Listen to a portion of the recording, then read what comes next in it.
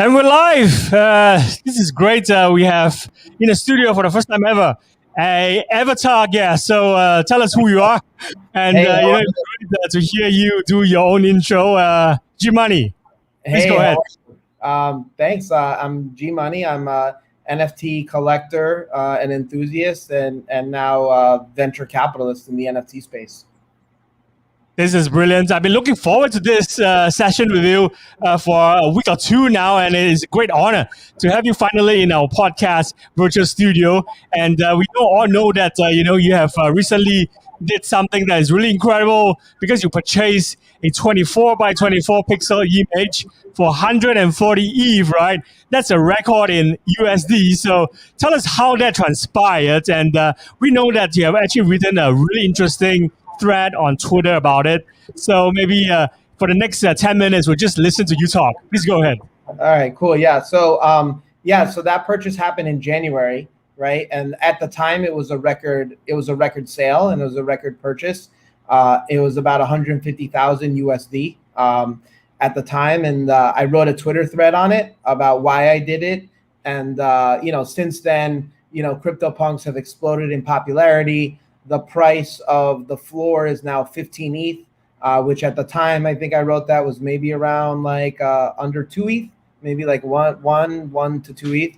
And kind of like the rest is history, right? Like we all know what CryptoPunks have done over the last 5 to 6 months, how much they've skyrocketed, and kind of like the community that's been built around them, and also the communities that are popping up all over Twitter with other NFT projects, right?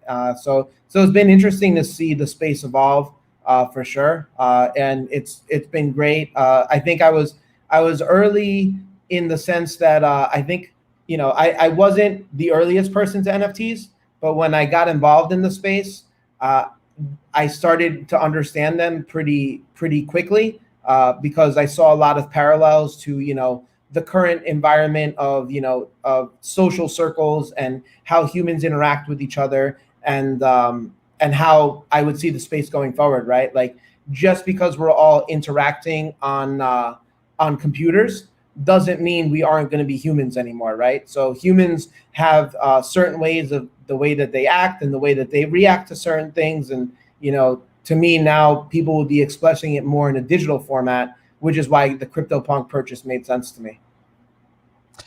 I think it makes a lot of sense, and it's great to see that people are still buying, CryptoPunks, and it's fetching a record, amount of money as well, and it's always dominating the charts, right? As well as the secondary market. So, there are many questions that we want to ask behind your decision to actually make that purchase, and probably start off and tell us, why do you think that utilities, right, are not the be-all and all for NFTs, and there's always this unpopular opinion that's going around, especially when people or naysayers are saying NFTs without utility will become irrelevant. So maybe state your case and tell us why these people are wrong. Yeah, so I mean, the reason why I think they're wrong is because they've been proven wrong throughout history, right? Like if you take a look at luxury watches, luxury cars, luxury clothing brands, right? There's no extra utility from me buying a $500 t-shirt, right? For the most part. There are some shirts that obviously have extra utility, but for the most part, if I spend $500 on a t-shirt or $5 on a t-shirt, there's no extra utility. I'm covering my torso and I'm keeping myself warm, right? But still, people manage to pay a lot of money for the extra branding or the clothing material or whatever it is. There isn't necessarily extra utility there. So to say that like NFTs that don't have utility value won't retain value is nonsense to me, because that's just how humans interact, and that's been around for hundreds if not thousands of years, where humans like to kind of let's say they like to differentiate themselves, whether that be through something that's a higher end product or something that's totally unique. It's irrelevant, right? It's just people will pay an extra premium for something that doesn't have extra utility because it makes them stand out. And I really love how you use that Rolex watch as one of the great examples in the real world. Like people who buy Rolex watch don't really spend the thousands of dollars, right? Because of the watch utility value. So like a simple $5 watch could perform the same utility, and it is actually to flex the status, to convey, hey, look, I'm well off, I can afford this expensive watch, right? Yeah.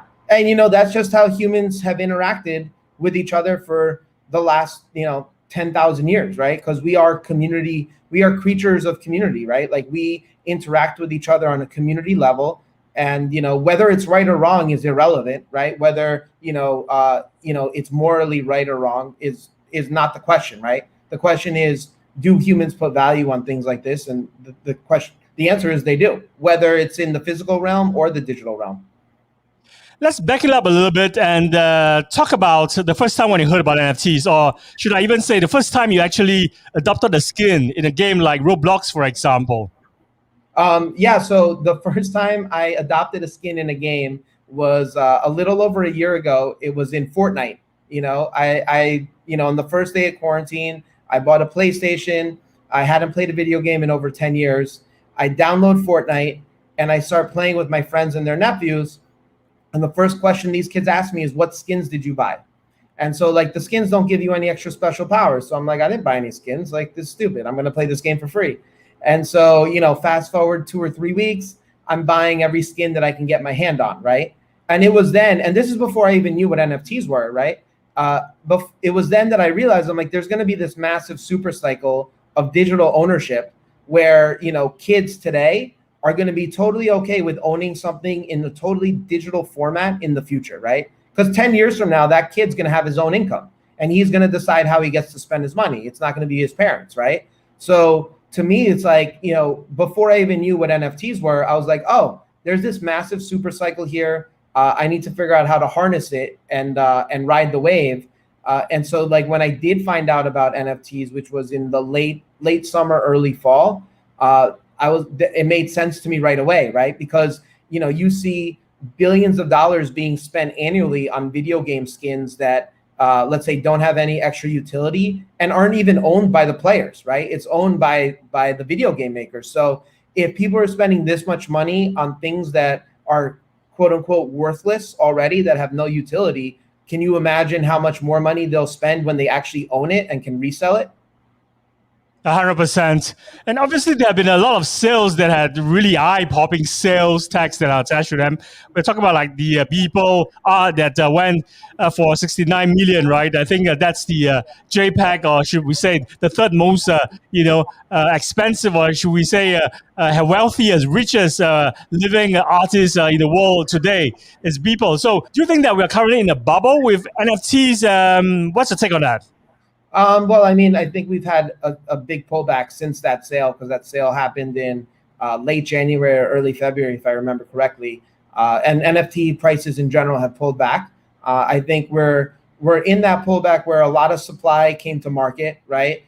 There were a lot of quote unquote lazy NFT projects that were done. And I think now is like we're going to start seeing is like where the real creativity comes and the real value add creators are going to start coming, right? Because people are going to start making NFTs that aren't just pictures or aren't just video or isn't just music, right? There's going to be experiences tied to them. There's going to be, interactions with the creators tied to them. There's going to be a lot of different things, like people always ask me is like, oh, like what can I do with NFTs? And I literally tell them like anything, like you're only limited by your imagination, right? So if you think of something really cool and a fun way to work with NFTs, like go for it, try it, right? And like maybe it's something cool, maybe it's something that like you need to tweak a little bit, but that's the beauty of the internet, right? Is like we can all, be like, okay, we're gonna take that idea and we're gonna iterate it a little better, right?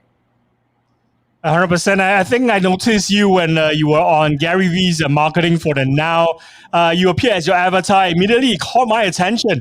And you're the first guest that I want to bring on to this festival because of your appearance on Gary Vee's show. Because during his festival, right, or should we say his marketing for the Now show, all of them didn't appear as the avatar. You're the only one. So you really stood out.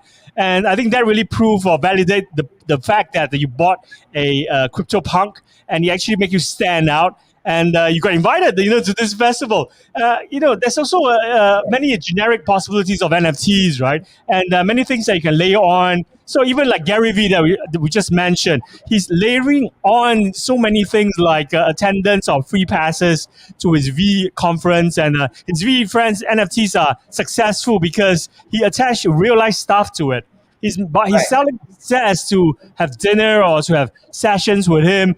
Even like if you want him to be on a podcast, you can do so by buying his NFT. So that's something that is kind of like providing a really great blueprint of how to do NFTs right. So do you think that, in terms of the programmability of NFTs, the sky is the limit right here? Yeah, for sure. I think that Gary is, he did it right compared to a lot of people that have been dropping NFTs in the space the last couple of months.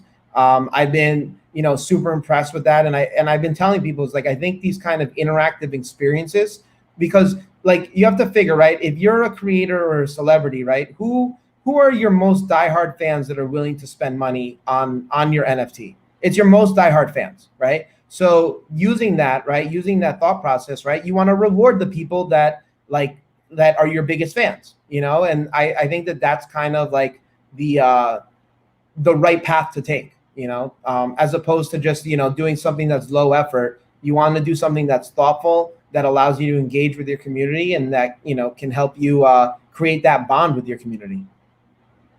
Do you think that it's important to also stay true to the medium? Like, for example, if an artist, if he's a painter, right, and the medium is maybe a flat canvas, but if the token authenticates the physical painting, then it's like it's important for an NFT collector to even look at it or look at art, that suits the medium, like animation. So, do you, when you actually shop for AAA grade, projects to invest in, after CryptoPunks, what would be the criteria for you to select and pick those projects that are worth investing? So stuff that I look at is like, I look at the community, right? I want to see, how are the collectors that are already part of the community interacting? How organic is it?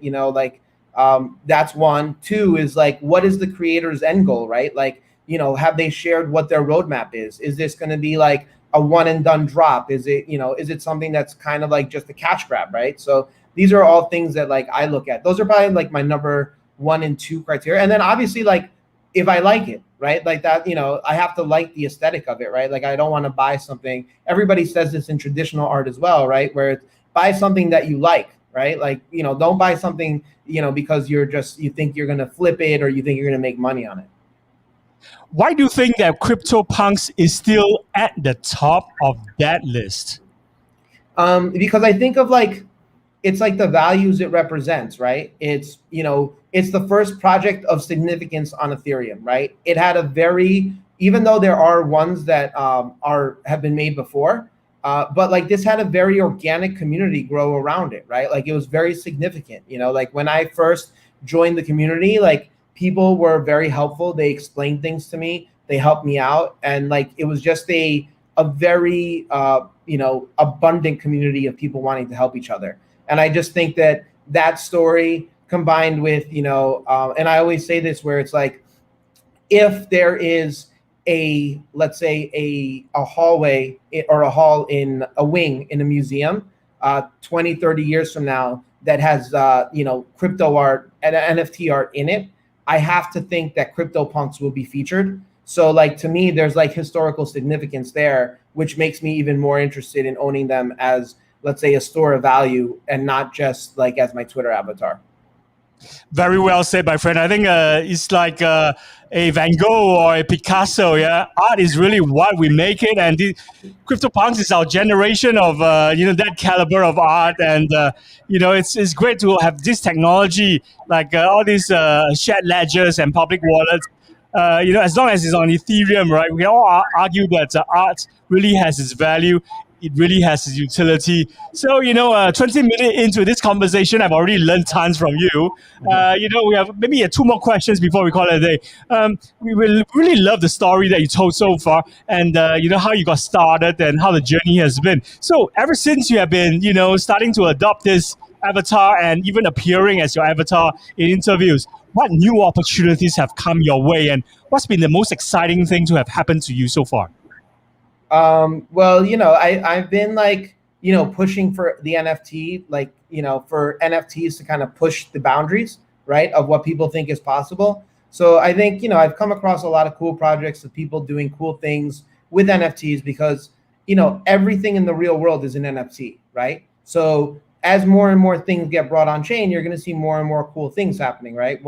One of the coolest things I think that is just a recent venture that started 2-3 weeks ago was I teamed up with Delphi Digital and we started a NFT venture investment fund, right? Where we're trying to find like these cool protocols that are going to power the future and invest in them and help those ecosystems grow, right? So that the NFT industry is still really nascent.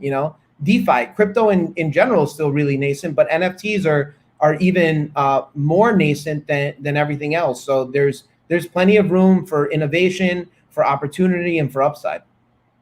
And it's great that you're elevating this technology, you're elevating this space, and of course helping artists also have a say, because I think the fact that you appear as your avatar already says a lot and even helps to spotlight others. I think that's a great thing that you're doing. What do you think is missing from the ecosystem, and what do you want to see built next? Oh, I mean, really, the sky's the limit, right? Because pretty much everything we have in the real world will come on chain, right? We're going to have all these protocols, right? Like coming on chain, right? Like you already have lending protocols, fractionalization protocols, financing protocols, right? Like these things have to come to make this vertical and this industry grow even more and bigger. You need all these railroads. It's almost like, about 100 and something years ago, right? Like, the country was building railroads. They were laying railroad tracks all over the country, right? So that we can get the commerce. But first, you need to lay the railroad tracks, in order for the commerce to come. So I think we're kind of like at that era of where NFTs are right now, where it's like everything that will be built in the future will need these railroads to operate on. So like we have to build the railroads now. Fantastic. And talking about railroads, infrastructure, I think platforms as well, marketplaces are actually playing a huge part at this moment, right? And we all know that, many marketplaces as well, they are like launching or rolling out programs as well, like in the future where, like marketplaces, they take a small cut, even from sales of artists.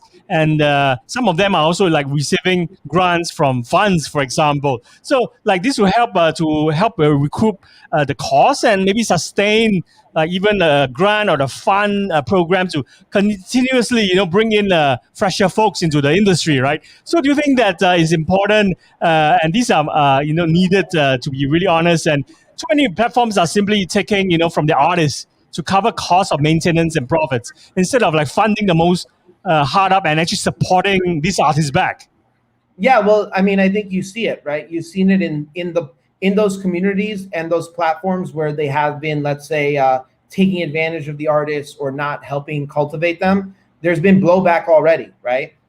Because at the end of the day, this is all about community, right? And what the beautiful thing about NFTs for creators is that it allows the artists to connect closer to their community and cut out the middlemen, right? Right now, I think some platforms you kind of see maybe they're turning into middlemen themselves. But I think over time, as the technology becomes more evolved and more mature, you're probably going to see that decrease as well, right? Because you want the majority of the value accrual to go to the person that's actually giving you some sort of value, right?